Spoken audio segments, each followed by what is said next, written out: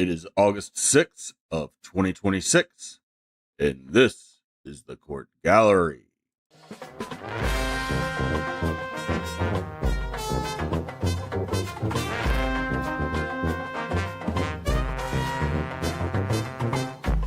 Today's cases are a showcase in playing stupid games and winning stupid prizes.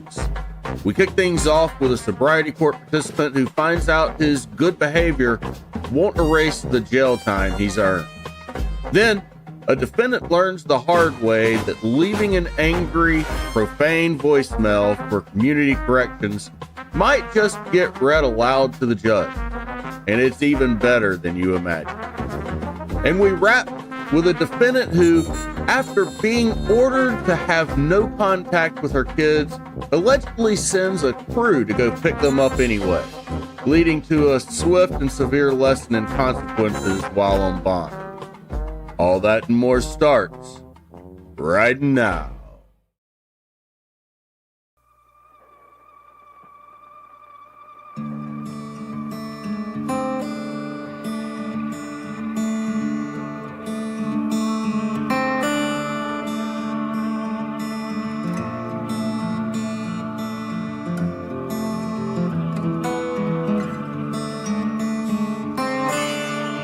How did I let this one get by? Jeffrey Vance. People against Jeffrey Scott Vance, 260-703-966. Good morning, Your Honor. William Maines on behalf of Mr. Vance. Mr. Vance, state your name for the record, please. Jeffrey Vance? So, a couple things. Yes.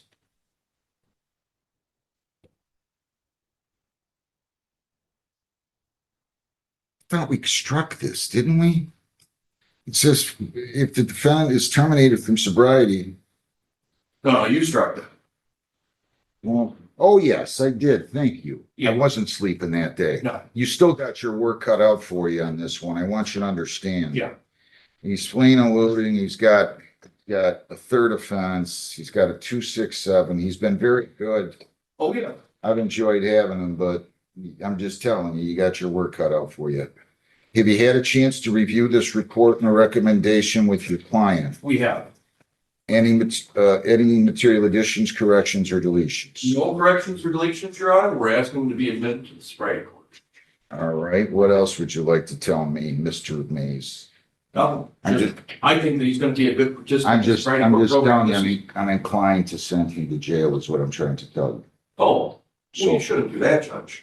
The whole point to sobriety. you don't have to lecture me I about know. the point to sobriety court. The point is he had a 267. Yeah. He was fleeing and eluding the police. And Well, hang on, whatever. You get my point. Yeah. You got a good deal for him. He hasn't had one, I'll grant you, in 16, 17 years. But he had one in 2000, one in 2009. And I don't like the conduct on this particular date with a 267. So you don't want to say anything else, you don't have to. Judge, I don't know if there's much else to say. I mean, I got it. This is, the whole point of the sobriety court program is to offer these incentives and disincentives. And he's shown himself to be amenable to this type of a program. I mean, this is one of the rare exceptions where a person is clearly not doing this to get their driver's license back. Because I think that at worst he was looking at a 30-day suspension as opposed to a revocation. This is a person who's embracing the sobriety court program. So he's made those proactive steps.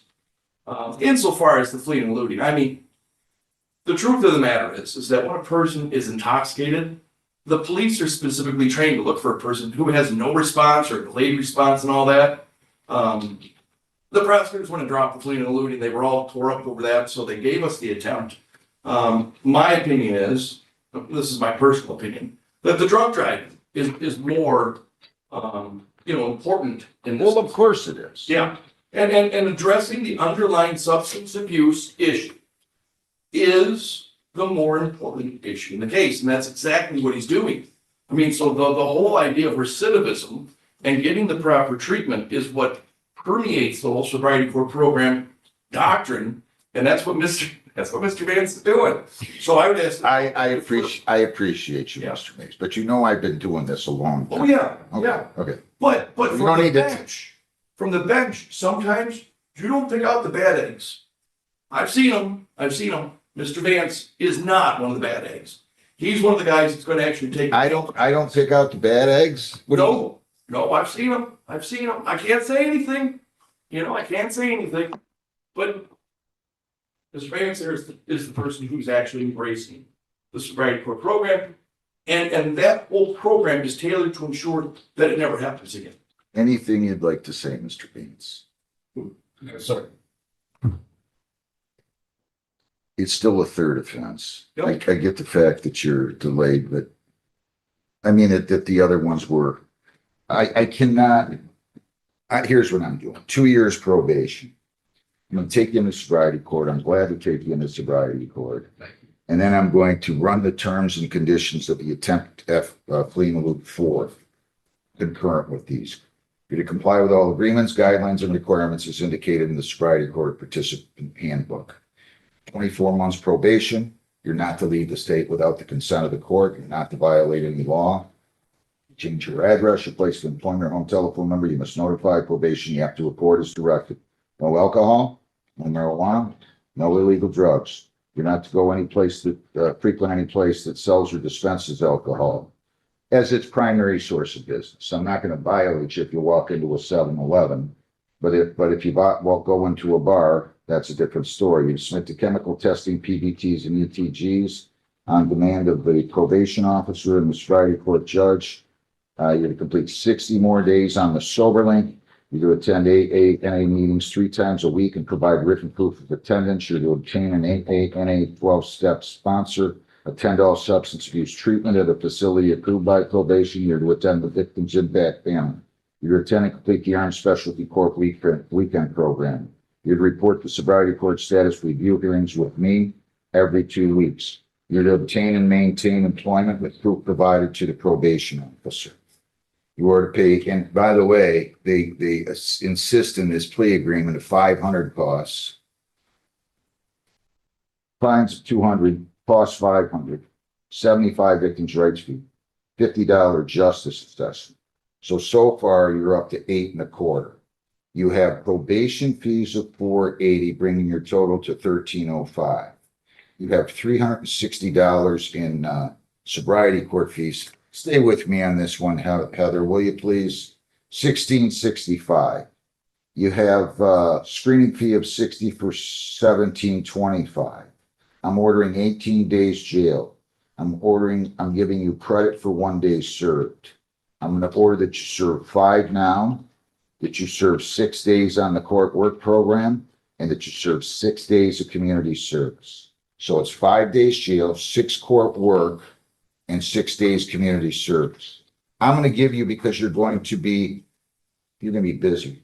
So community service, I'm going to give you all the way to be completed by, I'm going to say January the 5th of 27.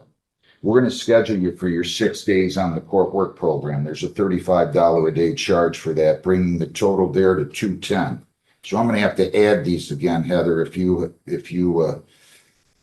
I think it was, I was at,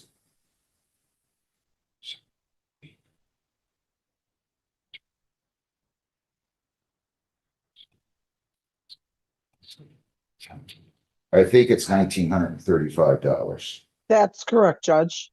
1935. You have 21 days to appeal, 14 days to apply for a court-appointed lawyer for purposes of appeal.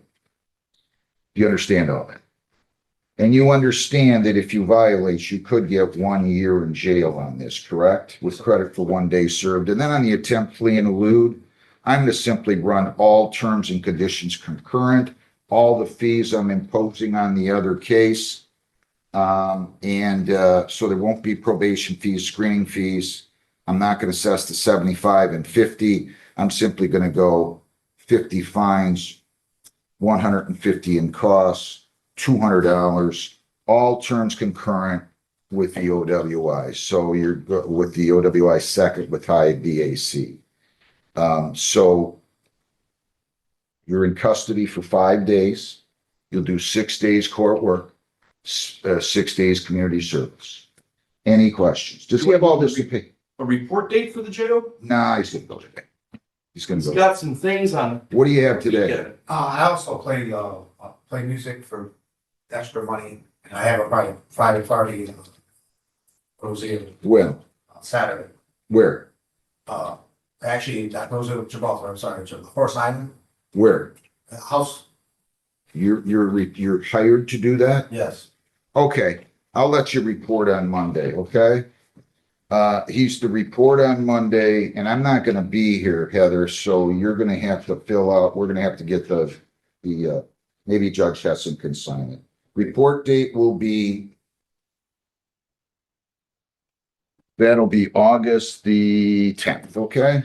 Okay, and you want him to report to the court or the Wayne County Jail? Here, you're gonna report here, okay, at 8:30 in the morning. Okay? Wish you well. Thank Mr. you. Mays, have a great, You thank too. you. Thank you. Okay. And by the way, Yes, is he gonna pay all this? you need a payment plan? Yes. Come on back up here. Okay, how much do you have today? I can give you, what do you say? 300? I'll tell you what, I'm just gonna have him pay the, attempt flee and elude today. Okay. That's 200. I'm gonna have him pay 100 now on the OWI second with high BAC. How much can you afford to pay weekly or bi-weekly? I could probably do everything online, I could probably pay it all in a couple of weeks. You sure? Yeah. I don't want to put you in a bind with this. Balanced by, I'll say by September the 15th. If you need more time, call the court. We'll set up a payment plan, okay? Best of luck. Have a good day. Thank you. Doyle, Nicholas, Matthew, Springer, Doyle, 26G 718-952. Is this a case that you've already had? Have we had a lawyer on this one yet? Meet with the defendant, Sergeant, or They should have, Judge. Your Honor, yes, he did already meet with the lawyer. all right. I called this case 26G 718-952. Your name? Detective Sergeant Gary Robinson, Gibraltar Police Department. Raise your right hand. You solemnly swear affirm under penalties of perjury the testimony you'll give in these proceedings be the whole true self you got. I do. Okay, go ahead. On 8/3/2026 at approximately 2 p.m., officers were dispatched to 29940 Kingsbridge in reference to intoxicated subject. Officers quickly realized after arriving that it was a domestic violence situation. Mr. Doyle was said to have assaulted his girlfriend's son, Miles MCNALLY, and his own mother, Melody Springer, inside the apartment. Melody said that after Doyle assaulted Miles, she spoke up. She saw him grab him by the neck and push him. And then after she spoke up, Mr. Doyle pushed Melody Springer down to the ground. An argument ensued, and they attempted to leave the apartment. Doyle was highly intoxicated and making suicidal threats. Doyle pulled out 2 rifles, set them on his bed, and said, "I'm not going to be here any longer." Doyle stayed inside the apartment where Melody and Miles and Doyle's girlfriend Jessica exited the apartment, went outside and made contact with the police department.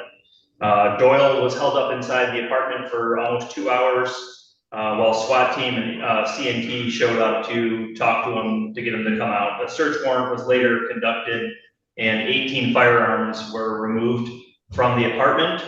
We did find 18 firearms. Okay. One of them was found fully loaded on fire with one in the chamber, a rifle that was pulled out. He does have a PPO violation out of the 38th District Court out of Monroe. He's not supposed to have any firearms, not to possess any firearms. I did just send that to the 38th Circuit Court this morning. I have not heard back, but they're gonna wanna probably arraign him or make some sort of movement on that. How old is Miles MCNALLY? I think it looks like he's 9 years old. And how did he assault him? He grabbed him and then pushed him. Grabbed him by the neck, shoulders, and then pushed him. Any injuries to him? No. And how about Melody? That's Melody his said mother, her right? back and, yeah, she said her back and her butt hurts, from falling to the ground. I would like to speak to my lawyer. This is not what was. Sir, be quiet, okay? All right, anything else? Like I said, he was highly intoxicated. I think his blood was a 3.7 when they took him to the hospital after that. Wow, okay. All right, based on your sworn testimony, I find that there's sufficient evidence to establish that the crimes. I'm surprised they didn't charge. He at one time lived with Melody, his mother, right? Yeah. They only, okay, I'm going to authorize on the domestic with regard to the child because they lived together, right? Him and his Correct. girlfriend and Correct. they didn't ask for domestic on the count 2, so I will authorize an assault and battery. I'm going to authorize the issuance of the complaint and warrant. All right, I've signed the complaint. You've signed the complaint and I'm ready for arraignment on him. Yep. Mr. Crawford, your appearance? Morning, Your Honor. Mike Hill Crawford, representing. Right up to the left of the bench. Sir, your name, please?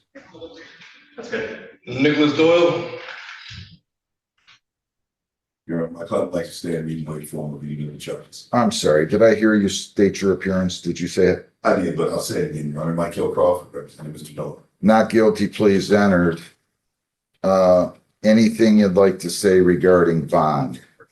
Well, no, Your Honor, I just heard a variety of allegations, wasn't there, that was pending. So I don't have a position to state from my client except to say he's asking for personal bond. He understands he can't have any contact with the alleged victim. So he would report that parties that the court might be concerned about don't reside at the residence at least any longer. The client's been in jail for 5 days now. Sole financial provider for so concerns he needs to keep his job. He is concerned whether he still has it, has been in jail for 5 days. He appreciates the seriousness of this matter, Your Honor, and is looking forward to coming back to court, taking care of it. Who is at that residence now, Sergeant? That would be his girlfriend Jessica and the kids. I think there's 4 kids in total. He's still there? Are they? No, they moved in with their boyfriend. Sir, you shouldn't say anything right now. I'm asking Sergeant Robinson. Is she still there and are her children still there? Yes, they were there yesterday.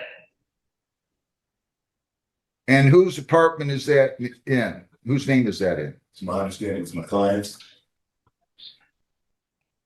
I'm unsure whose name it's in. I do have some additional info for bond recommendations also when it's my turn, Your Honor. Can you do me a favor right now? I want to have you call the victim and I wonder if she could zoom in. Okay. I can try to make contact with her. You have our Zoom ID, correct? I do, yep. Thanks. Ask her to zoom in. I'm going to go on to another case. We're going to pass this Okay. case momentarily. All right, sorry, this way. Ma'am, unmute and tell me your name, please. Jessica Mullins-Maley. On today. I'm sorry. How are you today? Oh, I'm good, thank you. I want to know where you're living right now. I'm living in Gibraltar, I know, but what address? 29940 Kingsbridge Drive. That's where apartment you and 217. Mr. Doyle were residing together. Is that fair? Yes, Who's on the lease there? myself and Nicholas Doyle. Okay, both of you are. Yes. All right. I'm going to listen to whatever you have to say, and then I'll address bond. Well, again, I'll repeat, my client believes that he's not a danger to himself or the community. He's prepared to come to court each and every time the court requires to resolve this matter. He understands the factual circumstance, or at least the allegations of the state, so that are serious, and the court has reason for concern.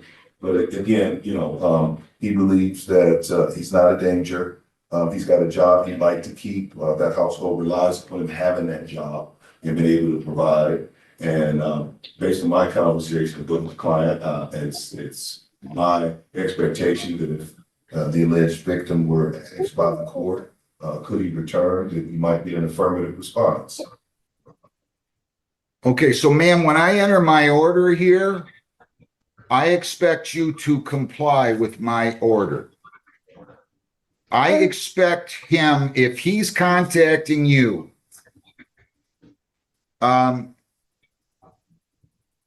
if he's contacting you, I expect you not to take the call, and I expect you to call the police. Okay? Okay, I'm not the victim though. I know you're not. Okay. I know you're not, but you're the mother of the victim. Okay. Okay? Okay. So I presume that's who you were talking about when you said the victim. I know you misspoke slightly. She's not the victim, but you're saying you think that she would tell me if I asked her that it's okay for him to return to the property. After discussing this with my client, I believe if she were asked that, she would provide an answer that would let the court know she has a level of comfort with him returning to the home. Well, you know what? He's not going back there anyway, and I want to be clear about that. He's Okay. he's not going back there. Now, I don't know what's going on. Your son is a 9-year-old, right? Correct. Okay. Well, we don't have the right to assault people, and particularly not 9-year-olds. Now, you have the right as a parent to enforce reasonable discipline, but that certainly doesn't seem to fall within this case. So I want to be clear. I'm setting a bond here. I'm setting conditions here, and I'm going to expect that the bond conditions are followed wholeheartedly, 1000%. I can't order you not to have contact with him, ma'am, but I can order him not to have contact with you. And that's exactly what I'm going to do here. First of all, I'm going to tell you the bond amount when I'm done. I'm alarmed by these, and I'll listen to any conditions you're asking for, Sergeant. I think I've got them down. You can add them, though. Your Honor, I just want to note that he does have an assault and battery in 2022 in Monroe County, and he has assault and battery in 2025 in Monroe County. He does have that PPO, which he did violate. He has in possession of firearms. We took 18 firearms from his residence, and that is in violation of that PPO there. Also, it sounds like he has an alcohol problem, and I would assume that we would do some sort of an alcohol monitoring.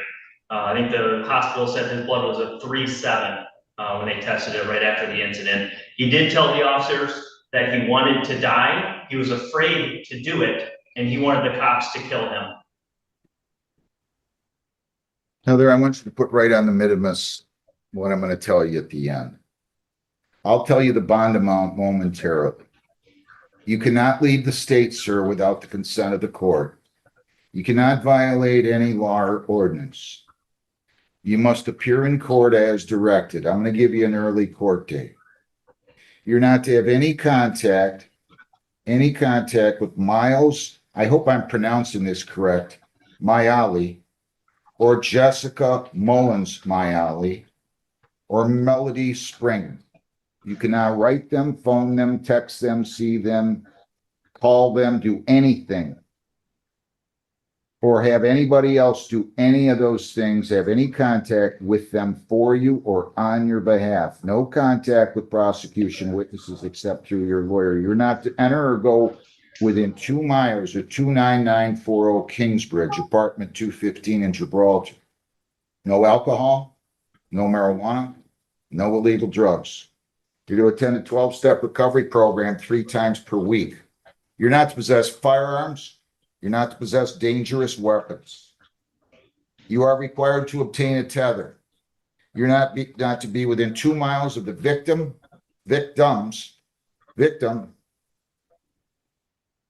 their residence or place of employment, or within 2 miles of Jessica Mullins McNally. We can hear that. No contact. You're not to be released until you're fitted with a GPS tether, and then according to those terms, you're not to be within 2 miles per the residence or place of employment. You're also not to be released until fitted with a SoberLink device.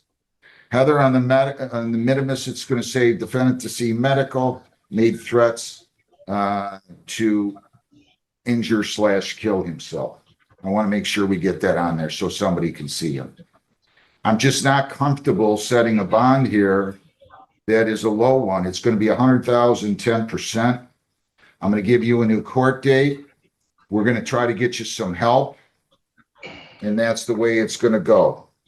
Give me a pretrial date. Oh, I'm sorry, Heather. It's going to be August the 18th. You'll be back in front of me, sir. August the 18th at 10:45. Okay? May I make a small request? Sure. I've been in a cell for 5 days and I've asked to shower and they're not allowing it. And they also won't let me brush my teeth. Can you order something like that? Because I'm getting ignored. Your Honor, he's been here for 3 days. He's made no requests to me. I've made requests, Your Honor. Under 3 days. Okay, listen, sir. Listen. You've been there for, today's the 6th, so you've been there for roughly 72 hours. They're gonna let him brush his teeth and give him a shower. But you know, I don't know what to tell you. You're gonna take care of that for me, right, Sergeant? Yes, sir. Thank you. Good luck, sir. Thank you. Thanks. Thank you. Let's bring in Mr. Dabolsky, Mr. Newman, Mr. Aljalam, and Mr. Sala, and let's call in Mr. Cayley. People against Wasim Marzoug Aljalam, 26F246492. And I also have Noman Sala, 26F246497.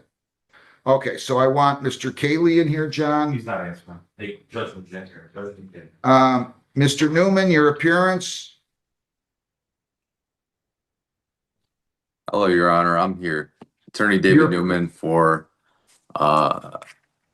Noman Sala. Is he present via Zoom? Mr. Sala, please state your name for the record. My name is Noman Sala. So now we got to bring in Mr. Aljalam and Mr. Dabolsky. I'm trying to bring them out of the breakout room, Judge. They're still in there. Okay. I may just have to close them. Mr. Dabolsky, your appearance. Good morning, Your Honor. For the record, Tim Dabolsky appearing on behalf of the defendant who is to my left. Would you please state your name? Wasim Marzouk Aljalam. And you consent to this matter being broadcast over Zoom, correct? Copy. Thank you, Judge. Mr. Cayley, your name? So, Mr. Newman, I didn't know what was going on. I didn't realize there were co-defendants. I called in Mr. Dabolsky. He and I went into chambers with Mr. Cayley. Right. I explained to them, this is so inappropriate what these two allegedly did. I'm not real happy with this plea being reduced from reckless to drag race. I'm not the prosecutor, though.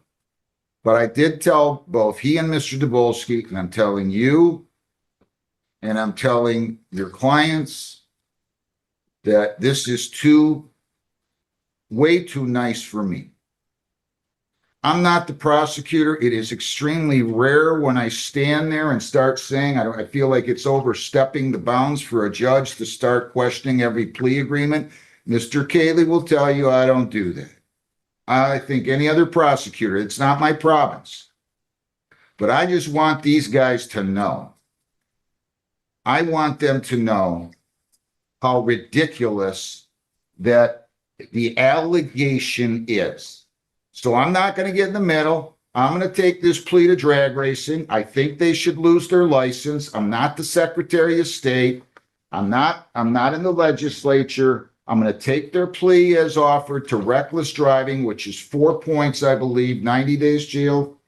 Costs are all of those and $100 fine, I believe. Am I correct on that? I haven't had a drag racing in quite a while. Yeah, I'm sorry, I misspoke. I'll dismiss the reckless, but we're going to talk. So, Mr. Newman, I wanted to disclose that conversation to you because I didn't realize at the time that I called in Mr. Tobolski that these guys were how do I say it? That they weren't co-defendants, but that they were both engaging in this type of behavior. So I want you to hear that, and I want Mr.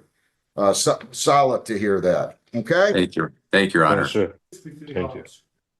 And you said and Mr. Cayley did tell me he spoke to the officer who was fine with this. He approved of this plea agreement, right, Mr. Cayley? Yes. And you also mentioned that Mr. Sala had done some kind of a class. What class did he do? Your Honor, he did take an online driving class.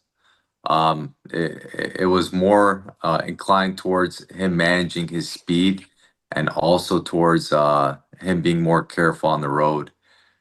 So what do you want me to order? I guess you mentioned that you thought I should order a class. Correct. What class do you want me to order? Product safety improvement class. Okay, so I'm gonna go ahead and do this. I'm gonna take the plea and I'm gonna sentence him today. So, gentlemen, can I see your client, Mr. Tobolski? If Mr. Sala and Mr. Yes, sir. El Jalam, if you plead guilty to drag racing, this is punishable by up to $100 fines, 90 days jail, costs are all those, 4 points. And I'm just telling you, I'm not likely to go easy on this one. Do you understand what I said, Mr. Sala? Yes, sir. Do you understand what I just said, Mr. El Jalam? Yes, sir. I understand. If you do that, I'll dismiss the reckless driving, but there's going to be some consequences. Do you understand what I said, Mr. Sala? Yes, sir. Yes, Do you sir. understand what I said, Mr. El Jalam? Yes, Judge. You have the right to a trial here. At a trial, you have the right to remain silent. You do not have to say anything. If you say something in or out of court, whether orally or in writing, it can be used against you. At a trial, you are presumed to be innocent, and they have to prove you guilty beyond a reasonable doubt. By pleading guilty to drag racing, you're waiving your right to a trial on the reckless charge or any reduced charge, and we will not have a trial, and you'll be giving up your constitutional right to a jury trial. Do you understand that, Mr. Sala? Yes, sir. Mr. Yes, El Judge. Jalam? Yes, sir. And you understand that you're waiving the right to cross-examine prosecution witnesses, to bring in your own, to use the subpoena powers of the court to bring in those witnesses. If you plead guilty, you're giving up all those rights, and we will not have a trial of any kind. You understand that, Mr. Sala? Yes, sir. Mr. El Jala? Yes, Judge. I understand. All right, to the charge of drag racing. How do you plead, Mr. Sala? Guilty. The charge of drag racing. How do you plead, Mr. El Jala? I plead guilty, Judge. Were you at 2:25 in the morning, Mr. Sala, operating a motor vehicle on Will Carlton Road near John L. in the city of Flat Rock, County of Wayne? Yes. You said yes? Yes, yep. And were you operating that motor vehicle, traveling 110 miles an hour in a 35 mile per hour speed zone? Yes, Your Honor. And that was at 2:25 in the morning on the 13th of June of 26, true? Yes, Your Honor. Mr. El Jalam, the charge of drag racing again, how do you plead? Guilty. Were you operating a motor vehicle on the 13th of June of 26 at 2:33 in the morning on Will Carlton near John L. in Flat Rock? Yes, sir. I was. And were you traveling 110 in a 35 mile per hour zone? Yes, sir. I was. Are you on probation or parole, Mr. El Jalam? No, I am not. Are you Mr. Sala? Are you on probation? No, Your Honor. I'm sorry. You're not on probation or parole? No. Anybody force you to plead guilty, Mr. El Jalam? No, nobody forced me to do anything. Mr. Sala? No, Your Honor. All right. I'm gonna accept your guilty pleas. Do you want to say anything? Accept your guilty plea, excuse me, to drag racing. Dismiss the original charge of reckless. Do you want to say anything? I'm ready for sentencing now, guys, if you are. We're ready, Your Honor. We're Do also you want ready, to Your say, Honor. do you want to say anything regarding sentencing, Mr. Cayley? No, Your Honor, I think you made it quite clear that I understand frailty of the offense, and I hope these guys do too. Well, they're gonna when I'm done. Mr. Newman or Mr. Davolsky, I don't care who starts, gentlemen, but one of you can allocute for your client. Judge, I'll allocute first, if you don't mind. Sure. Before the court, my client's 23 years old. He has, 24 years old. He has a clean criminal record. He understands and wishes he could relive this event. He understands that he's lucky that he didn't get into an accident. No one got hurt. He understands that his behavior was reckless. There's no excuse in the world for driving 110 and 35 miles an hour, and that comes out of my client's mouth. I mean, he knows that he's up against a serious situation here, and he would hope that the court would take his full record into consideration when imposing penalty. Thank you, Your Honor. Thank you. Mr. Newman? Your Honor, if I may, my client, Mr. Sala, he's explained to me how stupid his behavior was in the situation, Your Honor. He's told me that he definitely was not thinking at the time. He's 26 years old, Your Honor. He has one child. He has another child on the way. He has a wife that's currently living in the state of Michigan that he has to tend to. He understands that he's not a kid. That this matter right now has truly opened his eyes to the simple fact that it's not about him, that there's others that he has to think about, and that this is one of those situations where it's not going to happen again. He's told me he's terribly sorry. He's sorry for the court. He's sorry for whatever he's put everybody through. This is one of those situations, Your Honor, where Mr. Sala would like to also say a couple words of apology of him apologizing to the court as to his actions. Mr. Sala, at this time, can you say a couple words, please? Yes, I apologize for what I did, and I'll take full responsibility, and I'm willing to do whatever I can to fix. So, take classes, whether state classes. I just want to get Wait, my you kind of license cut out because I there. still have to go. Wait. You kind of cut out there for a second. I heard your first part, and then you said, I'm willing to take responsibility or something like that. You kind of cut out. Can you repeat what you were saying? I basically said, like, I take full responsibility, and I'm willing to do like classes or whatever I have to do to fix the situation. But I just didn't want my license getting suspended because I still got to go to my job and take care of my family and stuff like that. Thank you, Mr. Sala. Jeez. I'd love. Yes. Mr. Al-Jalal, do you have anything you'd like to say? Yes, Judge, I am very sorry with the mistakes that I made that night. I know one little mistake could have ended my life, let alone another life. Anybody crossing the street. I just want you to know that I am very deeply sorry. And also, I am going to school for truck driving at the moment. I'm then like. Say that again. You're going to school for what? Truck driving, like CDL. Okay. I'm like about like a week and a half, almost 2 weeks done from being finished. So like in this like time of life is like probably like the worst thing that can happen. So like again, I'm very genuinely sorry about everything that happened. Well, I'll tell you guys something.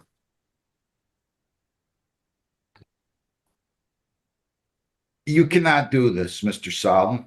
You cannot do this, Mr. Al-Jalal. I mean, this is the equivalent, as far as I'm concerned, when you are driving 75 miles over the speed limit in a 35 mile per hour zone. It's the equivalent as far as I'm concerned, of driving about 180 on I-75. This is ridiculous.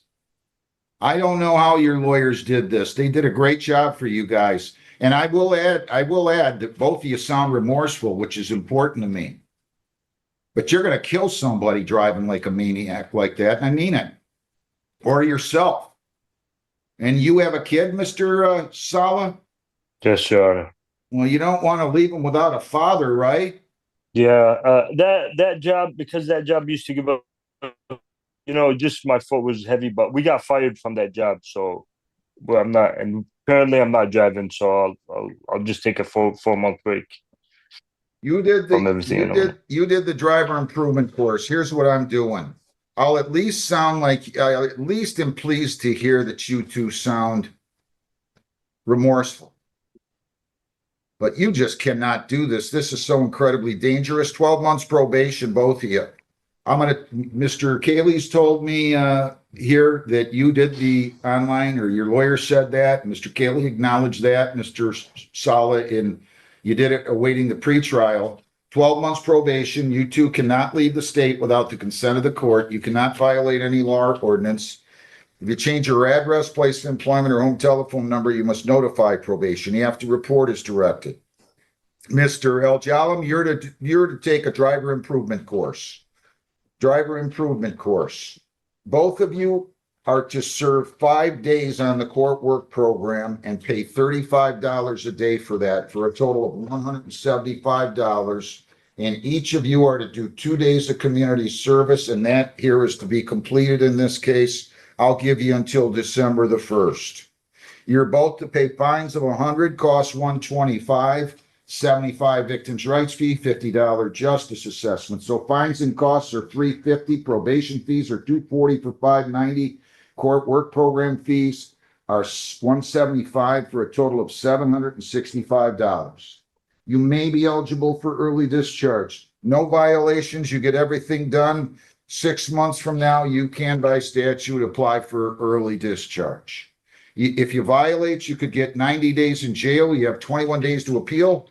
You have 14 days to apply for a court-appointed lawyer for purposes of appeal. I'm at least glad to hear that you guys sound remorseful, it sounds like to me, and that means a lot to me. But this is nothing short of ignorant. No more of this nonsense. All right, counsel. Mr. Dabolsky, Mr. Newman, tell me when your clients can pay these. Your Honor, if I may, my client, Mr. Sala, he's currently living in Kentucky at the time. For how long? My client said he'll be able to pay today online. Okay. Right. And then he's going to meet with probation. So have him call the probation department. Or why don't you do that for him, Mr. Dabolsky? It's 734-671-0201. Actually, I think they can instruct them set up the court work program now. Okay. But all right. So why don't you have your client stay? We'll put them in a breakout room, Heather. Your client's coming back to do the court work program. I don't mind if he stays in Kentucky for a while, but how long is he supposed to work in Kentucky? Your Honor, I'm supposed to be here for about 3 to 4 months, just until I pay everything off. I'll say this, can reside in Kentucky until November the 5th. Court work program to be scheduled for Mr. Sala after that. Sounds good. So you're going to have to come back here by November the 5th, and we'll schedule your court work program days. Thank you, Can your Your Honor. client pay all this, Mr. Newman? Yes, Your Honor.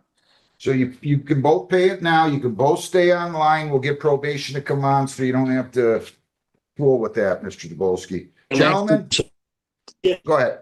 Sorry, can I get till Monday, if you don't mind? I'm sorry, I'm having a hard time hearing him, Mr. Newman. Can I get until Monday, think? Until Monday? Yeah. Yeah, I don't have a problem. You paid I'll just make it November the 12th, okay? Sounds good. I mean, I'm sorry, August the 12th, jeez. August the 12th. Sounds Okay? good. Have a good day, guys. Thank you, you, Judge. Thank you. Thank you, Your Honor. Thank you. People Against Smothers, Joanne Audrey Summers, Smothers, 26F611-383. Morning, Peter Bernardo, P78413, I'm on music counsel for Ms. Butler. Ma'am, your name? Joanna Lewis Smothers. All right, come on, right over there, ma'am, to that microphone. So as I understand it, Counselor, your client's going to plead to disorderly conduct and the assault's going to be dismissed, true? Yes, Your Honor. Is that what you want to do, ma'am? You good with that? Yes. What's your name? Peggy Smothers. You're the victim and you approve of this? Yes. If you plead guilty to disorderly conduct, the possible penalties are up to 500 fines, 90 days jail, costs are all those, and then I'll dismiss the assault charge. You understand that? Yes? Yes. Okay, see, so we gotta make sure these guys are signing these advice of rights, especially when they come in for arraignment, we give them to them. But they gotta sign the back of the form when we're doing meetings, okay? Otherwise, I gotta go through everybody's rights verbally. Judge, I actually did go through the last time Ms. Faison Ms. Smothers was here. I know, but it's requirement when I take the plea that they indicate that they know their rights, understand their rights, and they were explained that day, whether in writing or verbally. Where's your address? What's the next one? All right, Ms. Smothers, Joanne Smothers, did you read that advice of rights from them? I can't hear a word Yes. you're saying. Did you understand it? Yeah. You understand you plead to disorderly conduct, you'll be giving up all those rights and we are not going to have a trial? All right, to the charge of disorderly conduct, how do you plead? Were you in the city of Flat Rock, County of Wayne, on the specified date of July 6th of 26 at 23307 Whitby Avenue? Yes. And what did you do? That makes you guilty of disorderly conduct or assault. The complaint says you threw a plate of hot food at the victim. Is that true? And not intentionally. But yeah, Can you slow down? What do you mean non-intentional? and I had to plate food in my hand, yes. There was other things going on. And when the food went flying, I hit it. Man. But I didn't intend for it to hit her.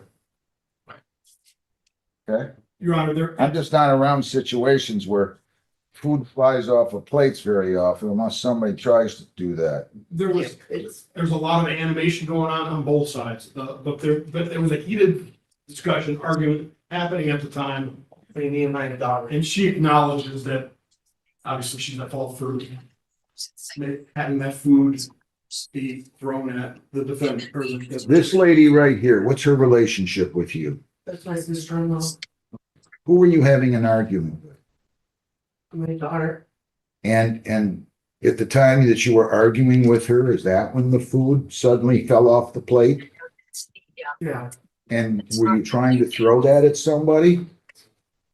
I wasn't intentionally trying. How does the food fall off the plate, man? Come on now, it's been a long morning. I mean, just tell me the truth. How did the food fall off the plate Okay. without you So throwing I it went at over somebody? My daughter's 30th birthday. When I walked in, I felt a lot of animosity, and energy, I don't know what's going on and why. So I ended up making me a plate of food. I was outside playing with my granddaughter and son-in-law. Went inside, made a plate of food, was eating. Before I left, You were gonna make the plate of food and leave with the food, or you were gonna eat the food first? no, I was just gonna make the plate of food and just move on with it. You were gonna take the plate with you? Yeah. Oh, that's okay. Tell me what happened. And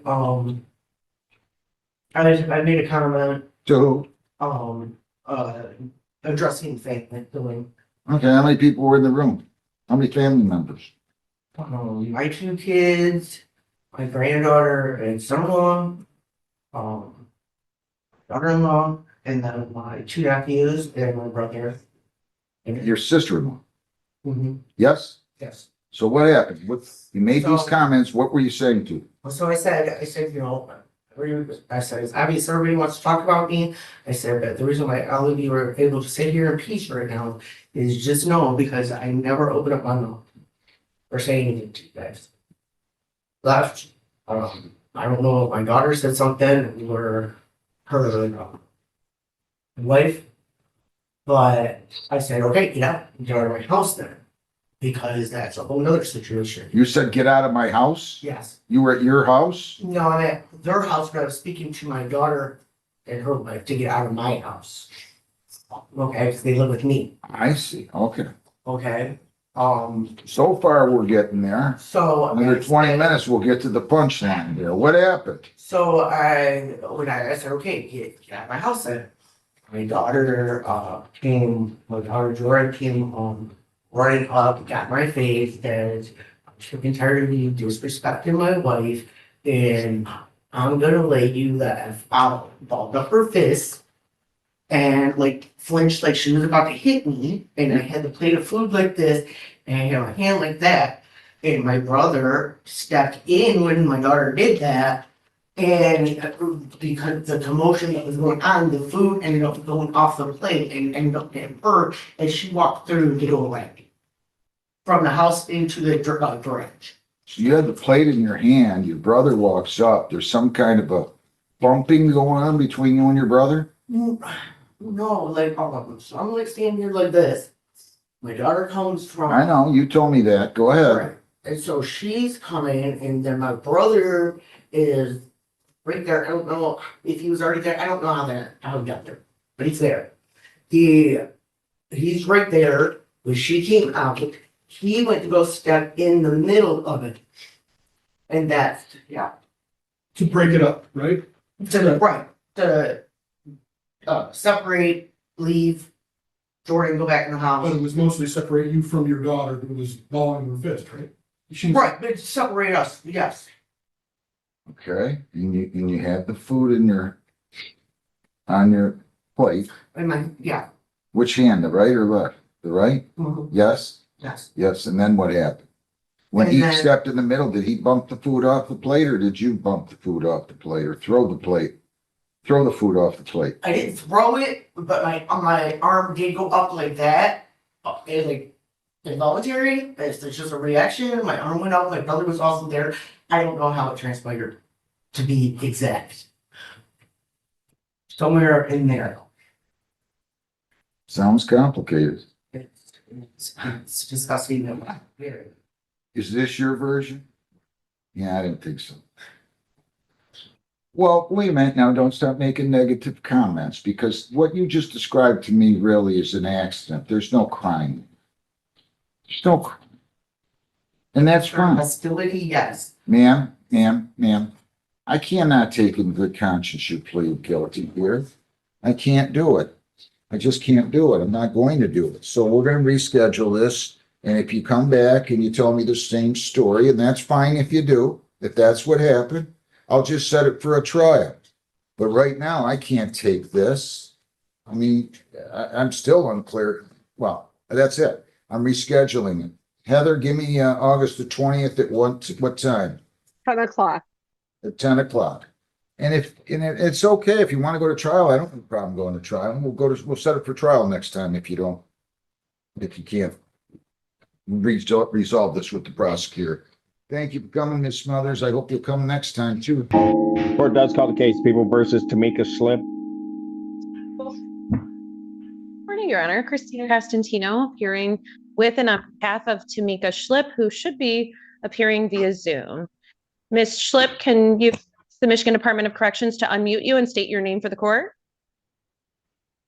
I heard things about you and a wonderful performance you gave in another courtroom. Oh, thank you, Judge. It was good. No, oh, okay. A performance, no. Thought I'd let you know. Judge. For whatever that's worth. Yeah, I'll take it.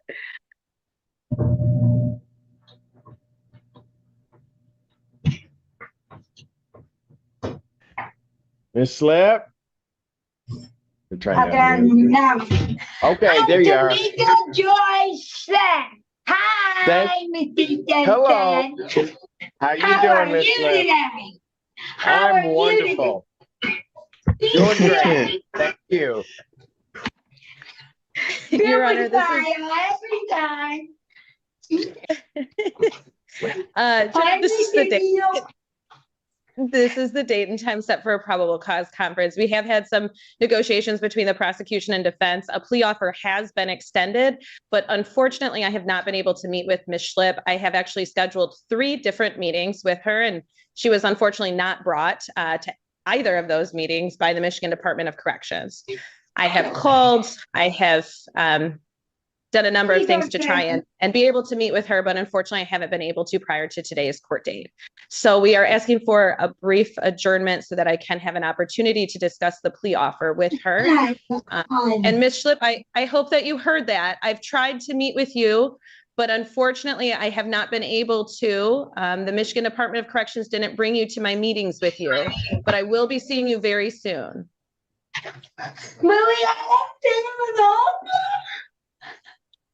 I need to go get the mental health help. I know, Ms. Schlipp, and I'm Okay, Ms. Schlipp. Ms. Schlipp? Yeah. Okay, just listen. So your attorney's got to be, she's got to be able to meet with you, okay? All right, we're going to try to find a way to make that happen. What, 20th or 27th? 20th, please. No, come So, on. hey, Miss Schlipp? I can't do it anymore. Ms. Schlipp, if it helps. Listen, I jumped on my 14-yard dog because I didn't take my medication, and they wanted to chew me up Tylenol, and I'm allergic to it. I got bruises, fucking blue marks all over me. I can't do this anymore. I need to go to the forensics. Miss Schlipp? Miss Schlipp? Yeah. Okay. Yes, We've seen each other a couple of times. If I didn't think that this was the right thing to do, I wouldn't do it to you, okay? I need to go to a mental health hospital. Okay, we're gonna let you go to JPA, just go to the psychiatric or the forensic center. I don't understand what I did wrong. Okay, Miss Schlipp, here's what I'm gonna do. I'm gonna put this out 2 weeks like your attorney asked, and you're gonna get to talk to her. And then we're gonna try to make sure something happens on that date, okay? You promise? Miss Schlipp, I promise you I'm gonna give everything I've got to make sure we get you through this, okay? Are you sure? I'm sure. Because my cases they are done. Miss Schlipp, Miss Schlipp, I've never let you down before, right? I don't plan on doing it now. Okay, you promise? Okay. Do you pay So, these now? as much as I can promise, I promise, Miss Schlipp. Okay? I need to go get And Miss Schlipp, think about it. If nothing else, we get to see each other one more time, okay? Okay. All right. I love you, Mr. All right. Linden. Okay, we'll see. Okay, we'll see you on the 20th. All right? 20th? How many more days is that? That's about 14 days. Okay. All right. Thank you. Thank you. You take care of yourself, Miss Schlipp. And keep smiling. Thank you very much, Your Honor. You're welcome. Thank you, Mr. Yes, ma'am. Bye. Bye-bye. Court calls the case People versus Fabian Hausner. Who is that?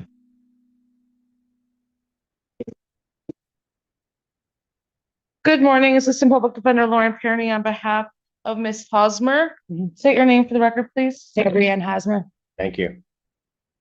Your Honor, we're requesting an adjournment. I spoke with Ms. Dover. She just needs a little bit more time for a potential offer. And Ms. Hosmer is requesting a reduction of bond. Okay. So how much time do you need for the adjournment? I said just a couple of weeks, Ms. Dover. The 20th Sure. at 9 a.m. Sure. All right. And then Esteban. Your Honor, Ms. Hosmer is requesting a personal bond. She stated that at least one or two of her previous failure to appears were because of lack of transportation. If she got out, she does have a stable place to live now with her parents, as well as reliable transportation. What city is that in? Manchester. Manchester. Her dad could drive her, or a family friend, I believe you said. Yes. She also does have stable employment. She cleans houses and does other side jobs. So we're asking for your consideration. Response from the people. You see that the defendant has failed for user experience, that would be my concern. Where were you when you failed to appear? Where were you living then? I was in Columbia Township. I was in Jackson. But here's what I was going to ask, Your Honor. They pulled me over.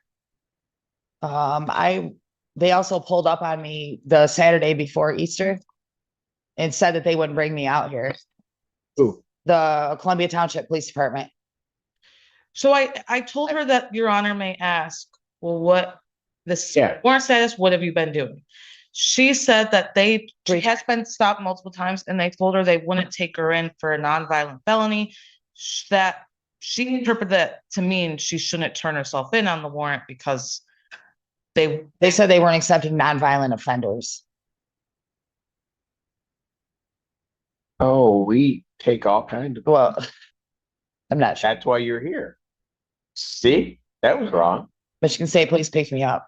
Pardon? The state police picked me up and brought me here. They'll take them too. Right. So, and then you're here. I'm here. Hi.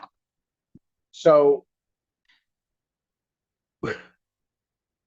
Michigan State Police picked you up because why? From Jackson County. Jail. Yes. Unlicensed dogs in Columbia Township. That's 3 years old. Unlicensed dogs, 3 dogs, animal control killed one, so I only have 2, and they're not even in my possession. That's why you were in Jackson County Jail or Columbia. Yeah, that's why they picked me up initially. Yeah. Unlicensed dogs in Columbia Township, $1,000 piece. Okay. So from that, you ended up in jail? Yes, Your Honor, and Michigan State Police came and picked me up. They said I had a state hold for this. Let me ride in the front. All the way here, whatever. It was nice of them. It was very nice. So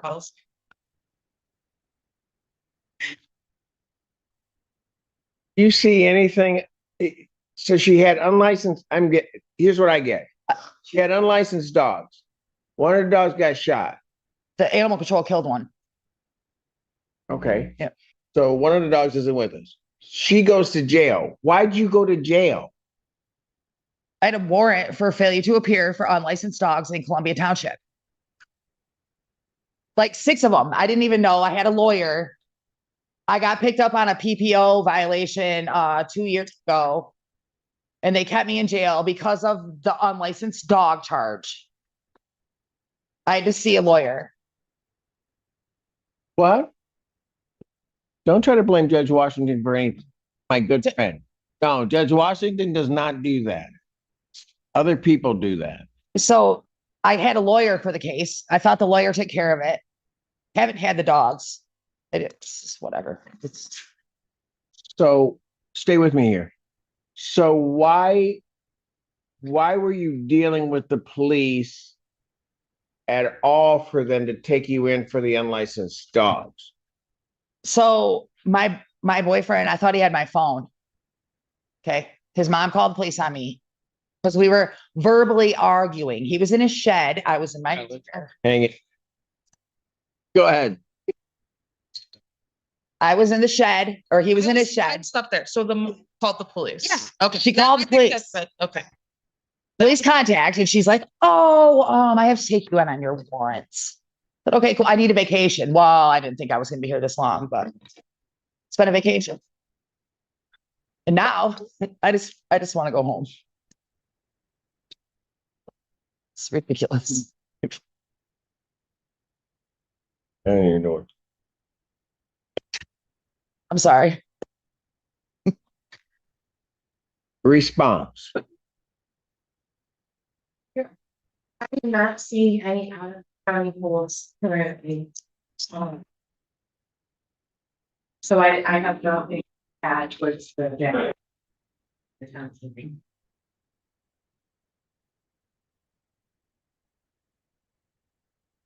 Why do I get a feeling that if I let you go, it's gonna be a long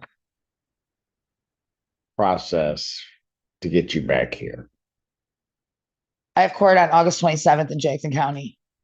I don't think it'd be a long process. What? The dogs. That the dog thing was over. It's not over. They reduced your bond and let you out. They let me out. And I thought I was coming home, and the state police were like, "Oh, Miss Hosmer." Thanks. So you got, I give up. Your Honor, I think the biggest difference is now she's in a much more stable situation with her parents. And I have stable housing. I have a ride. So you, on the dog, hold on the dog case, you have a PR now. Yes. August 27th.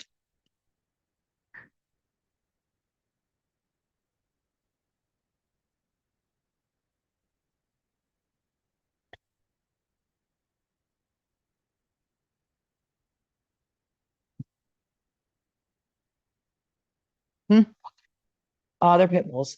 They're really cute. They're really friendly. You know, it's not even a big deal. Animal control is just harassing me. I'm out of your bond. I'll grant. I don't know why. I'm going to grant her my motion. I'll set her bond at a $25,000 personal recognizance bond. Let's make sure you show up. I'll be here, Your Honor. Thank you so much. You're welcome. So I get to go home today? If you don't have any other holes, I don't. Oh, So much. huh? Thank you. You're more than welcome. All right. We did. Hope you enjoyed your vacation. I did it. I did it. Right. It's been hell. In whole 5 days. It's horrible. Got to go home now. Okay. All right. Did we get a PCC date, Your Honor? I might have missed it. I don't know. That was long before the dogs, and then Thank you. 20th. The 20th. Okay, not the 27th. We Got met it. here, and then she goes and sees the dogs. Thank you, Your Honor. You're welcome, ma'am.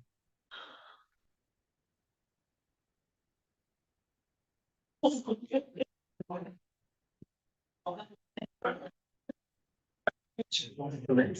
have little faith. That'd be a long day. Court calls case, People versus Kenneth Bunt. Morning, Your Honor. Good afternoon, now, Your Honor. Go for the people. Good morning, Your Honor. Ashley Hannibal requesting permission to practice pursuant to Michigan Court Rule 8.120 under the supervision of Stephanie Cannon. Permission to practice is granted. All right. On behalf of Mr. Bunch. Can you, your name? Paul. Okay. All right.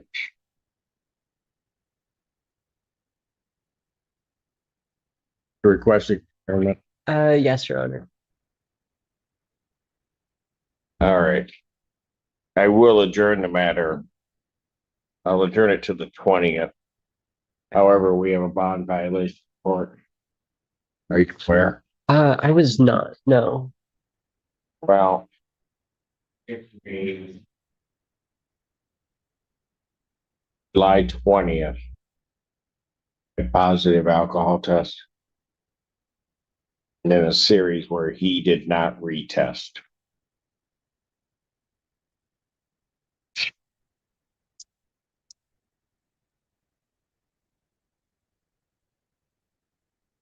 Sorry, Your Honor, Stephanie Cannon on behalf of Mr.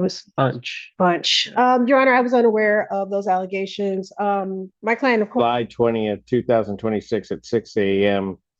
Mr. Bunch submitted a positive test with a blood alcohol content of 0.035. On that same date, at 6:23 a.m., he submitted another positive test, 0.034. And 7:14, I'm sorry, 6:47 a.m., blood alcohol content of 0.032, and at 7:14 that same blood alcohol content of 0.024. On that same date, as pursuant to what the program that he's in the testing, he was to submit to scheduled retest. He failed to do so on that same date at 7:29, 7:59, and 8:29. Did not retest. Have you been testing since then? Yeah, it didn't tell me to retest.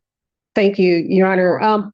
My client is aware of the allegations against him. Are we arraigning him on this, Your Honor, at the moment, or just letting me know what's happening? Well, he happened to show up before there was a warrant that was signed. Okay. So it was going to be a no bond warrant, but. Thank you, Your Honor. I've spoken to my client regarding, he's heard that, he's been talking to me. It's my understanding that since then he has not been testing positive. He is going to AA, he has a sponsor. He's not going to tell the court that he has not or had not struggled with his sobriety up until then.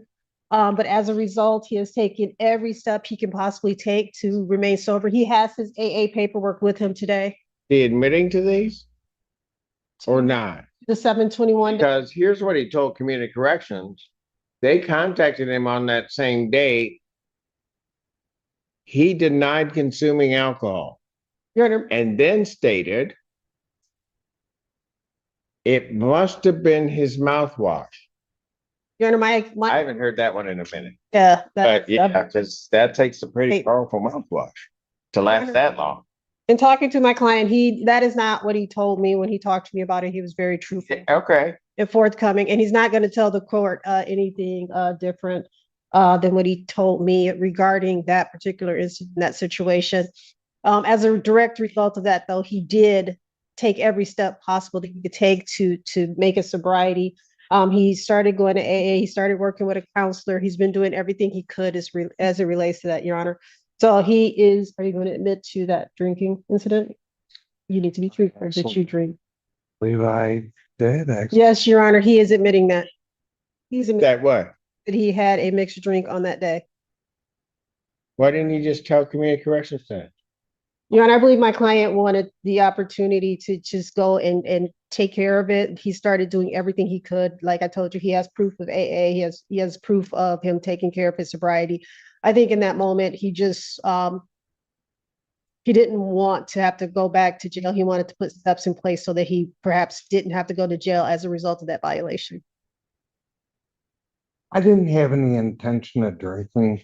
I didn't realize there was alcohol in the house. I woke up in the middle of the night, I drank something, you couldn't undrink it. You realize there was alcohol where? In my house. Anyway. Your Honor, he just, when he spoke to me about it, he said he made a very bad mistake. He understood his mistake. He's been trying to fix that day. So he is going to admit that he did have a drink that day. What's he been doing since the 20th to try to resolve it? Yes, his AA paperwork. Yes, wasn't he at that before? Were you attending AA before? Yes. He has his AA paperwork. So what's he done different given this event? Oh yeah. He's been working with his sobriety coach intently, Your Honor. He tells me that since that incident, he has not had anything to drink. It indicated that it really was almost reflex because he has been drinking for that long. He admits that it was almost like just a reflex, and once it happened, he knew he couldn't fix it, so he called his sponsor. He's been working as best he can to maintain his sobriety since that incident. Mr. Cook.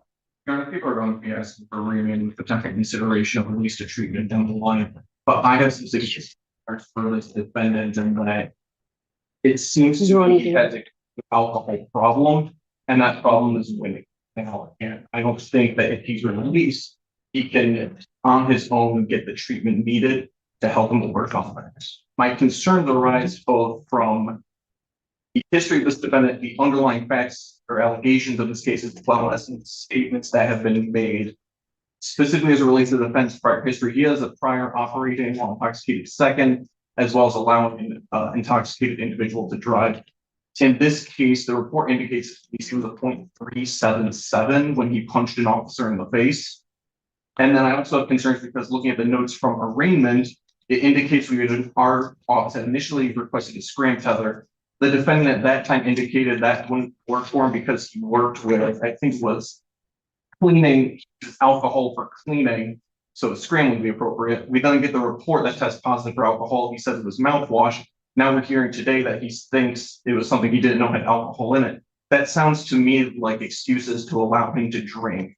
And I think that I don't think he wants to be drinking, but I don't think he can be trusted on his own not to drink. So I believe remand is necessary for his own betterment in this case, as well as for public safety and compliance. This is about the best we're going to do at this point. Let's get you treatment. Get my lost bench.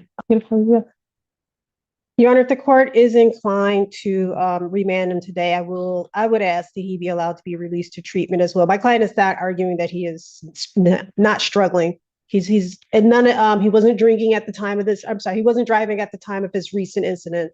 The one that brings him before the court to let the court know that he was at a restaurant trying to get something to eat and the police were called, but he is struggling. He's not denying it. He's not going to deny it to you. He's not going to deny it to anyone.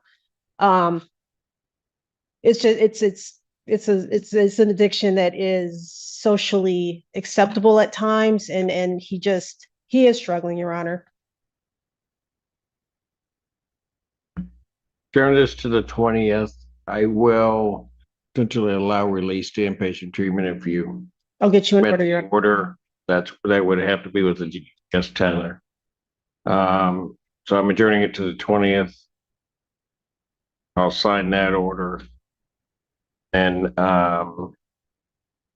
at this point, I don't think you know what you really want to say, because Mr. Cook is right. Everything that you're saying is making excuses.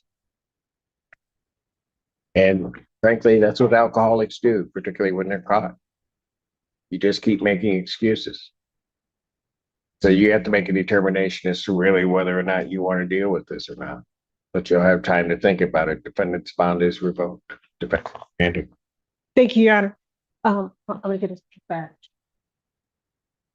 Court calls case People versus Hunter Hallis. People. This is about Hunter's activity. He is out in the hallway. I'm going to grab him.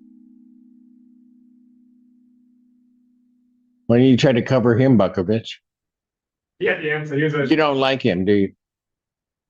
Tell me. What? Cannon, go sit down. You're just. I know there's no room.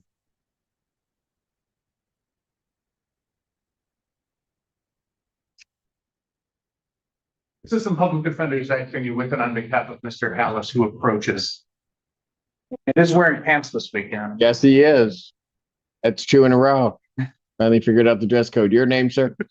Hunter Hallis. Thank you. And Your Honor, as to the PCC, we would set for exam in this matter. Discovery is complete to our knowledge. Complete. And would you have people available by the 18th? Perhaps, Your Honor, but the people would also like to be heard on bond, given this bond violation report. Charges. In case has positive for cocaine THC, operated as missed at least 2 tests. Actually, it was 4 tests. 2 were categorized unable to provide.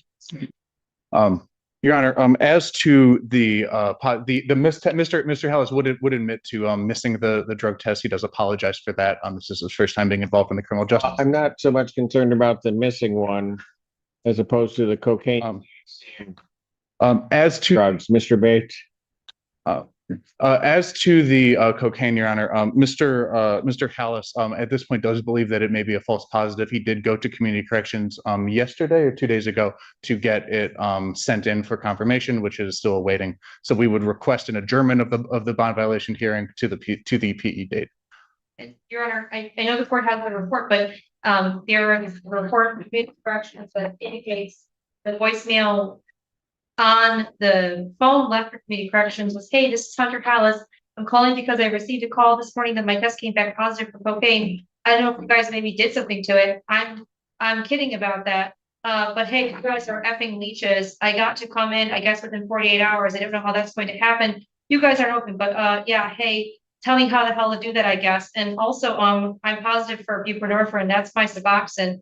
I mean, I can give you guys the, I don't know, that they may have not faxed you or whatever. You guys are effing weird, but damn, this is taking way too effing long. It's pissing me off.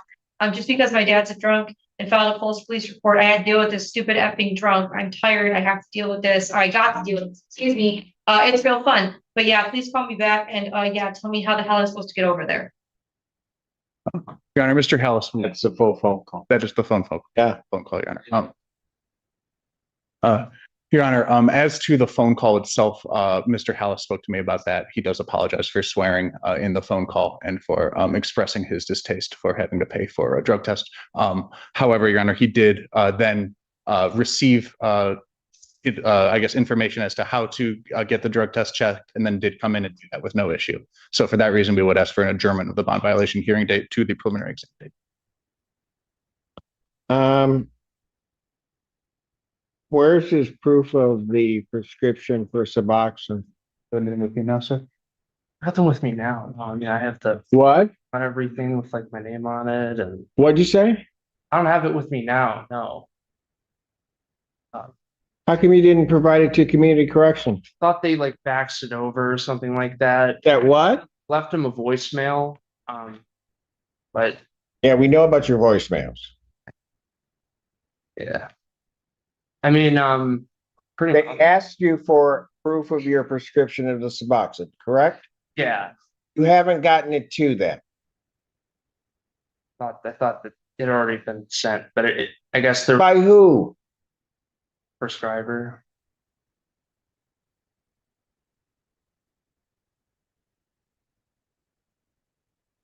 And I definitely.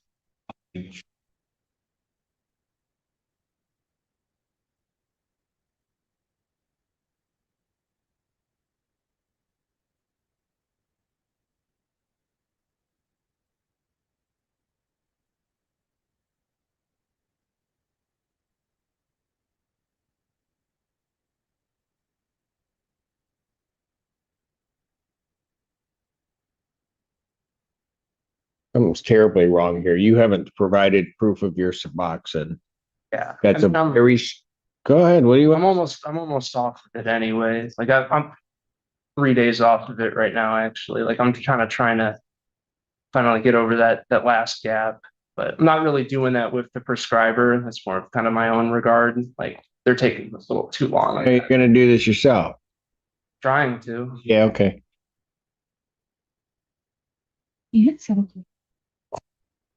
You still want this set for exam? Yes, Your Honor. Yes, Your Honor. Yes. Yes, Your Honor. People have their witnesses available the 18th. We'll try for that date. Preliminary examination in person. August 18th, 2026, 9 a.m. That's before me. Before me.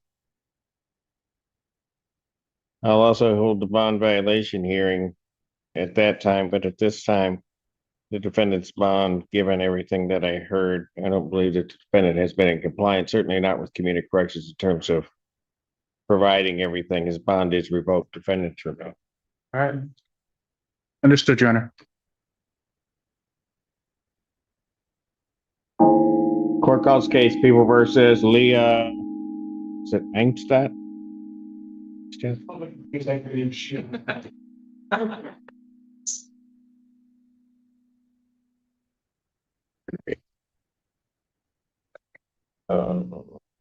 Dates, he's. Yeah, I got the rest. She here. I don't think so. That's what I'm saying. Everything will happen the other way. She is approaching our.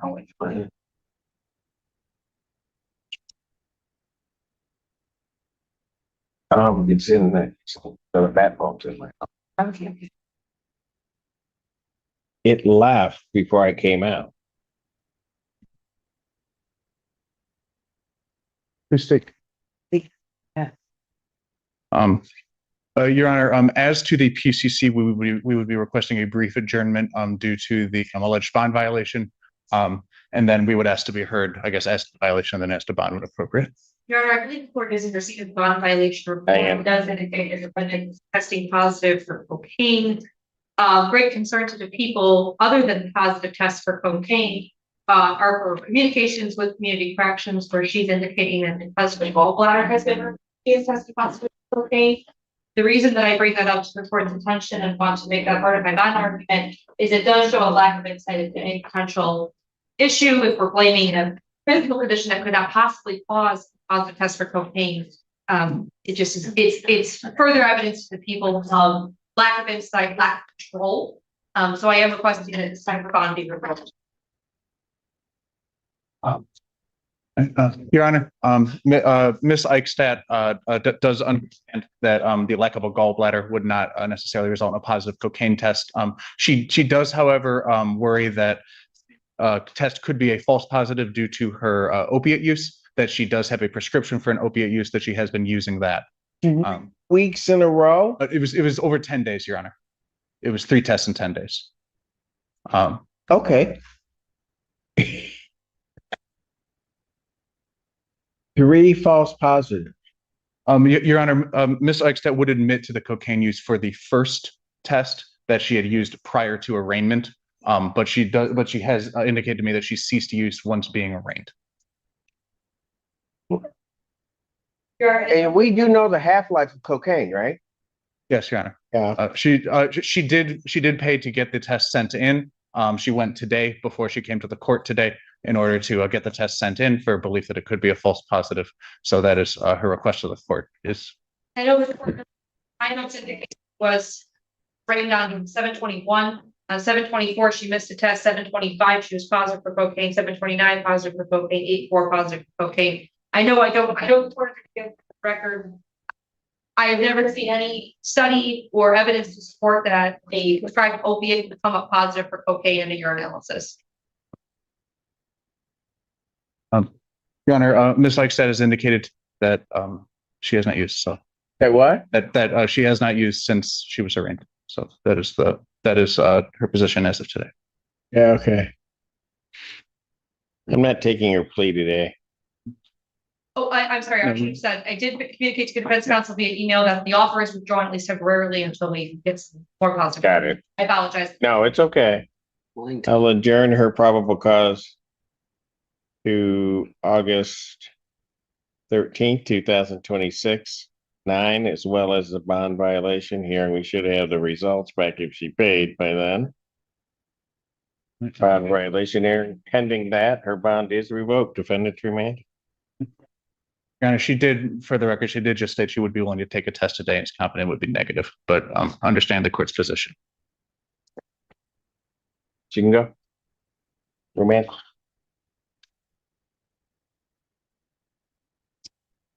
Court calls case People versus Faith Askew. Take advantage of the people, Your Honor. MSO Hutchins, Assistant Public Defender for Faith Askew, who I believe is appearing on Zoom. Ms. Askew, please unmute your microphone, show your camera and state your name for the record. Faith Askew. Got her. You may. Record should reflect we've had a bench conference in this case. Miss Askew? Yes. I am going to order that you appear in person. I'll need you here at the courthouse later today. Okay. I'm not sure if I can make it because I don't have transportation. I'm in Detroit. Hey, so Miss Askew? Yes. I'm going to let you come down here voluntarily. Otherwise, we will send people and solve that transportation problem. Okay. So what time can you be here? I'm not sure, but I don't know. I could figure something out. Okay, so here's what I'm going to do. You need to be at the courthouse by 2 o'clock. If you're not here by 2 o'clock in that call, I'll be issuing a warrant. Okay. Fair enough? Yeah. Is it All right. possible? Thank you. Excuse me. Yes, ma'am. Is it possible if somebody could come get me? Because I'm not sure if I could get transportation. I don't think you want the people that I'd send to come get you. Okay, thank you, Judge. Her mother's present? I got you. Mother's present. So I need you here by 2:00. Okay. Thank you. Thank you, ma'am. Court calls case People versus Faith Askew. People, Your Honor. I'm Hutchins with the Public Defender on behalf of Faith Askew, who's present. Thanks, please state your name. Faith Askew. All right. Where are we on this case? Your Honor, I'm unsure as to what exactly we'd like to do with PCC today, but I would like to first address the following. What were we doing with the PCC? We were going to be requesting an adjournment for additional discovery. Probable cause conference. I will adjourn it to August 20th, 2026, 9 a.m. Ask found. Yes, Your Honor, it's come to my attention that last night, at the behest of defendant, I believe 5 subjects went to the home where the minor victim in this case was located, with the instruction to take those children. I provided a report of that, as well as some text messages, which I believe are between defendant and the minor victim listed in this case. Those text messages, and I see the report is coming through them right now. Yeah, no, Those people are coming to get that minor victim, telling the minor victim not to say anything and things of that. Like, I do think that given the severity of this case, that a remand would be appropriate given what is fulfilled. I would also ask that should the court decide to remand the defendant, that defendant's phone privileges and text privileges be revoked, given that it's clear from these text messages that the defendant is not able to simply abide by that contact order. Thank you, Your Honor. My client, she is a mom. She's been raising these her two children since birth, both her daughters. The individual that the kids are with, they were there for a play date, and something got reported to the police. This is not somebody that is in any way, shape, or form related to her. She's actually the friend of her ex-boyfriend. And so she recognizes that there was a much better way to go about doing what she was intending to do, which was to get the kids placed with someone in their family. And she recognizes that she should not have had any contact with them. She doesn't have a. Why would she even? Go ahead. I understand. Mr. Bates. She's terrified for her kids and would really like to see them. It's been over a month since she's had any contact with her babies. And so we would ask the court to consider, setting either a bond or giving her some type of tether so that she's reminded in a physical way that she can't have contact with them until this case is over. And if someone from her family wants to approach CPS about getting temporary custody while this case is pending, there is a way to do that. That's not what they tried to do. So that's what. Way overboard. Sending people. Of course, Your Honor. And then, I mean, it's one thing, I guess, in terms of communication, but sending people? I don't think you should talk. Anything else? Time that this occurred was well into the evening. It was just shy. Those people went to all You would like a hearing on this, counsel, after you have more detailed discussion with your client, but I think you probably already have. But at this point, the defendant's bond is hereby ordered revoked. Defendant, because of these text messages, I mean, this is just whatever. I am gonna order that her phone privileges and text privileges are also removed. All right, thank you. She's Amanda. I understand. Oh, don't go anywhere. Do not go anywhere. That is not the end. And I have to do what I have to do next manually. Bong.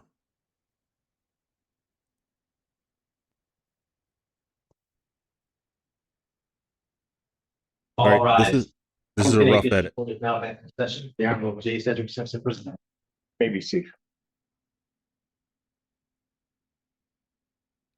We are all watching this for the first Court time does call together. the case of the people versus Jules Calphone. Good evening, Your Honor. Elvis for the people. Your Honor, Suneeta Dadamani on behalf of Mr. Calhoun. Was there anything from either side, or did they? Well, before you begin, let me just say a couple of things. So that I'm not sure that people sometimes understand how courts work. But I'll speak certainly for this court and this judge. The decisions that the court has to make are certainly balanced upon certain things. I've received a number of communications not coming through the parties. I've shared those with the parties. But people should understand that those don't sway me one way or another.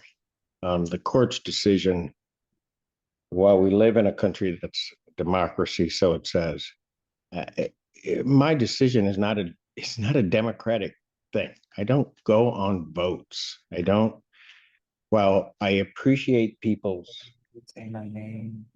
opinions about things, some of which I may vehemently disagree with, the way to get that is those that may want to get things through the prosecutor's office, who feels that they're on that side of the issue. There are victims advocates and others that can get that communication to the court, and in a manner in which counsel can look at it and determine whether or not that's something that should properly come before the court, because they know.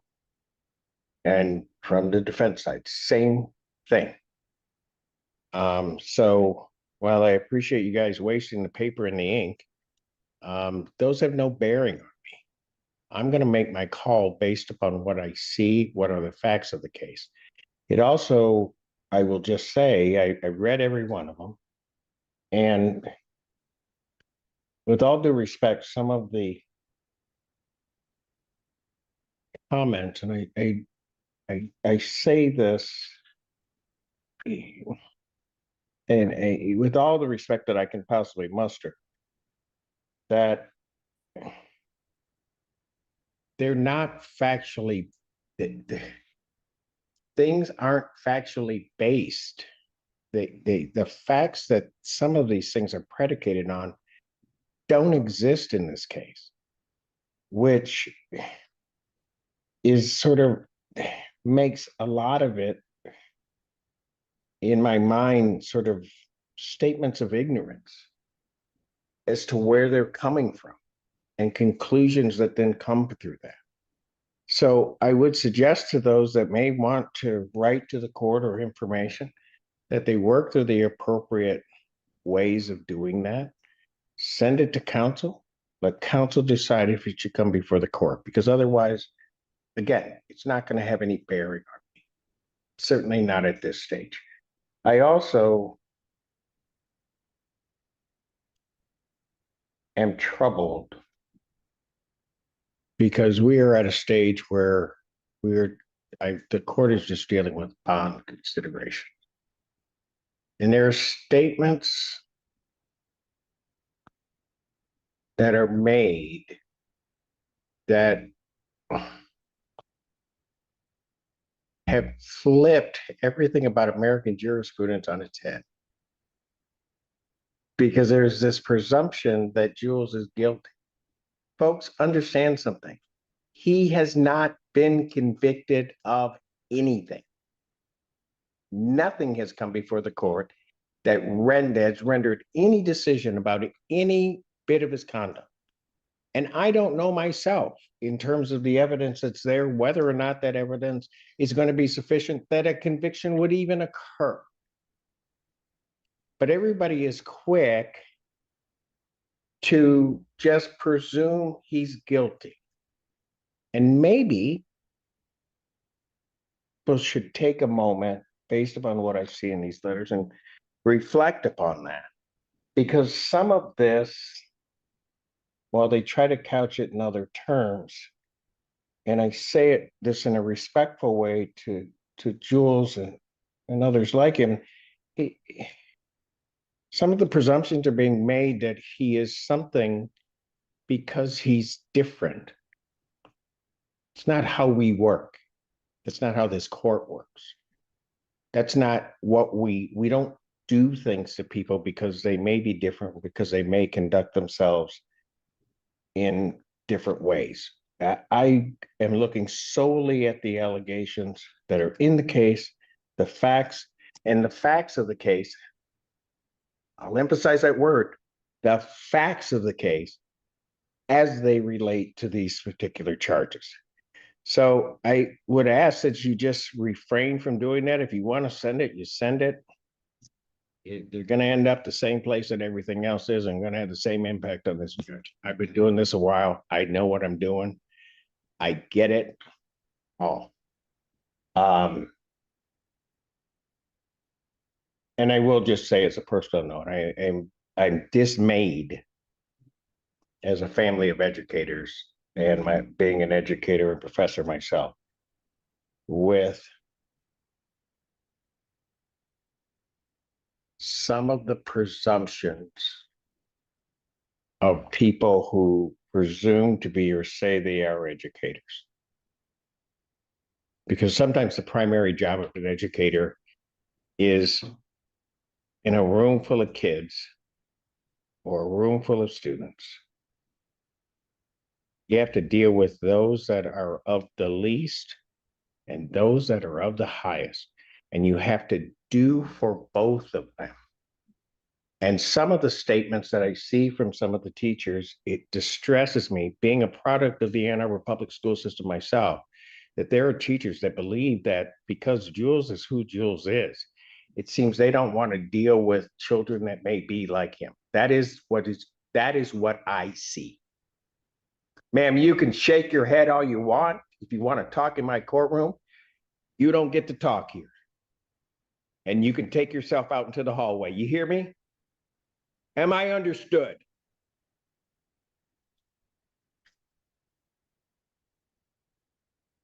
So what I am going to do, and what I've elected to do, is to adjourn this hearing. There may be things that I may request of counsel, such as a full threat assessment to figure out where this is and what threat, if you will, Jules actually poses. So I may be requesting that. I haven't made that final decision. I'm going to adjourn the probable cause hearing and a determination on the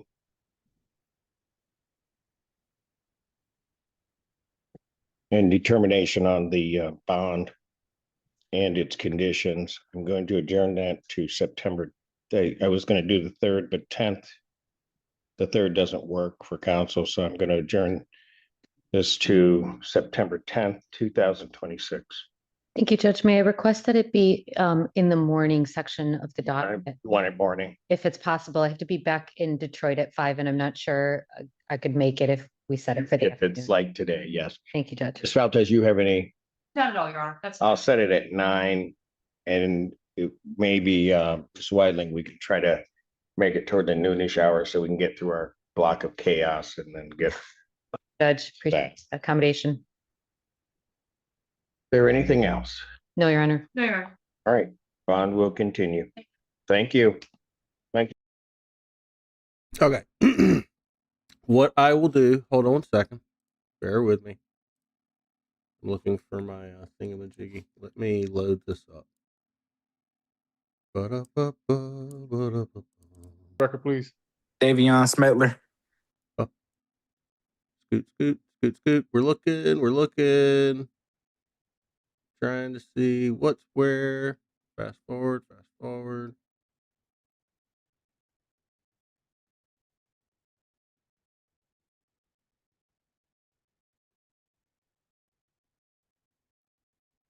From the defense opinions. Mr. Smedler, The record, please. Davion Smetler. There was. I literally don't see anything else in that particular file that has any. That was all of it. Shiloh, did something happen in the previous block?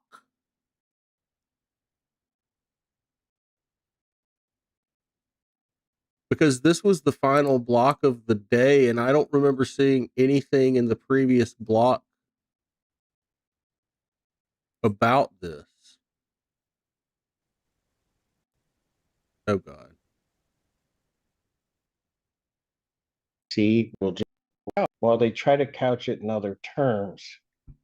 And I 14A finish hour so we can get through our block of chaos and then get. Not at all, Your Honor. That's. I'll set it at 9, and Okay.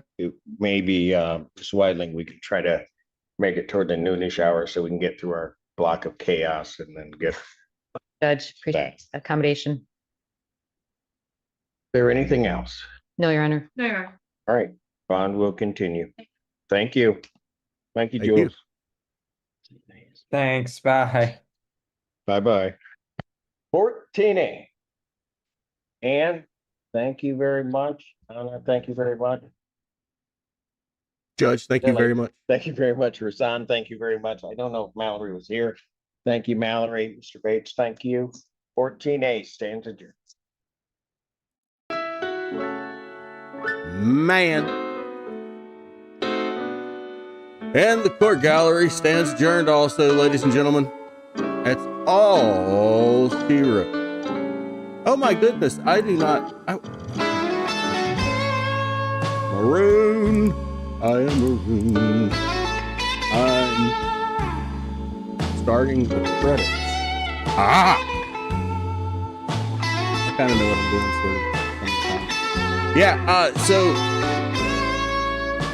a kid's in trouble for some reason, but the judge got some ex parte communications from some people that really seemed to upset him. And yeah, he had kind of a fiery end to his day there. Rescheduled the whole preliminary hearing until another date.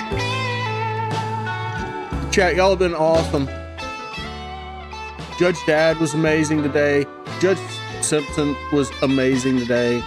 What can I say? There was a lot more that happened. I actually have a really, really long, very interesting case with Judge Brantley Clark Jr. in Bay County, Florida. That's Panama City, y'all. And it happened today. It's about 2 hours and 45 minutes long. We'll probably be watching that Saturday for brunch. So buckle up, get ready for an interesting ride. I also have another one that some of you guys may know as I met him on World of Warcraft. If y'all did any of y'all see that court case today? Not well, I guess the end of it was today. The other parts of it were yesterday, the day before yesterday. That's a court I do not cover that very often. It's Judge McBurney in Atlanta, Georgia, of all places. That was a divorce court case where one gentleman thinks another gentleman needed to pay him alimony for their 8-year marriage while he basically just sat around the house farming tunes on World of Warcraft. And that was an interesting thing to listen to people argue about. Whoa. Woo. Oh, so We have one vote to stay away from the divorce case. Is that Northwest? Are you saying no? Is that what I'm reading over there? No, not the divorce case. Anything but that divorce case. And that was a crazy divorce case. I got news for you. For those of you who like tea, there's tea to be had. Lots of tea. Lots of nasty pictures also. I didn't really like those pictures. I thought the whole thing was kind of disgusting, to be quite honest. I'm not looking forward to editing it. And if you guys say stay away, I'm just going to stay away. I'll be honest. I'm not going to do it. Mama probably, that's what Mama don't even want to see. I can tell you right now, I don't have to talk to her about it. I know she don't want to see it. I'll probably, if Mama don't want to see it, I'll just not do it. Now, the one in Panama City, Florida that I was talking about, that one, that lady had a couple pounds of meth and wanted us to believe that the cartel was holding her 20-something-year-old daughter or threatening her. But she was also in the military or something like that. I don't know. We'll see. We'll hear more about that later. I'm your Lord Wolfusel. I put all this stuff together. Thank you very much for hanging out. I am tired. And for now, until tomorrow, same wolf time, same wolf channel, I am out.